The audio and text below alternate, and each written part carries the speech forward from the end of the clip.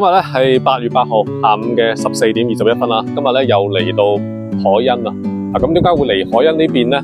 咁咪約咗個客戶咧過嚟呢邊睇一睇大平層。咁呢個客戶咧其實已經將中山嘅所有嘅4代住宅都睇完噶啦。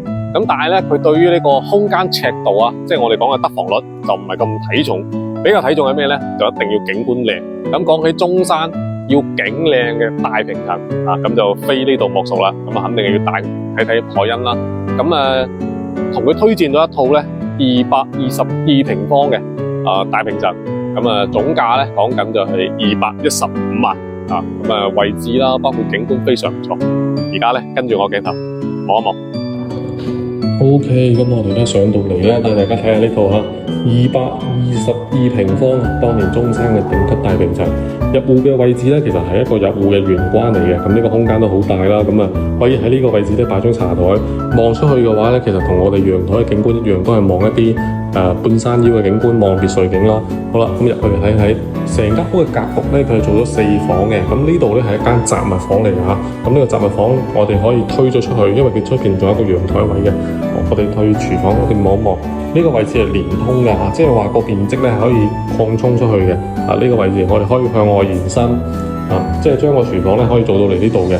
咁呢個位置咧啱啱雜物房嗰個位置可以連出嚟咁呢度光線都比較靚嘅，有採光嘅。好啦，咁成個廳嚟講咧都夠大㗎啦。呢個位置咧就係餐台嘅位置，呢邊咧就客廳。咁有啲朋友話覺得個廳唔夠大，咁可以點做咧？就係將我前面呢埲牆成面剝咗佢之後咧，成個廳其實同而家啲4代住宅都差唔多噶啦，非常之大氣嘅。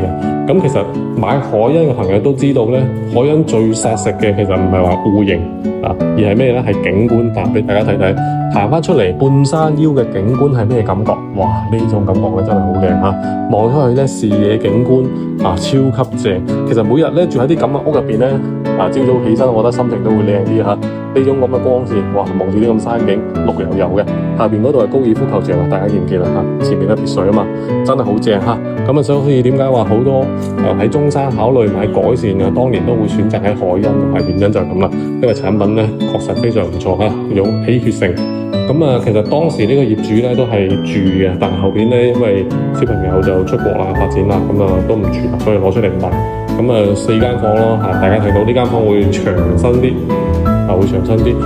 其實呢度仲有間房嘅，不過咧有啲朋友就即係如果你唔需要呢個房間咧，你就可以連埋嗰個主臥做衣帽間都冇問題。呢邊係主臥嚟㗎啦，呢個主臥嘅衛生間呢個位置主臥空間都夠大㗎啦。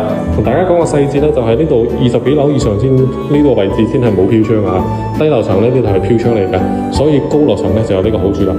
另外咧，而家呢個高樓層咧，佢嘅價錢咧，其實同而家啲低樓層差唔多，應該係目前咧成個中山嚟講性價比最高嘅大景觀嘅大平層。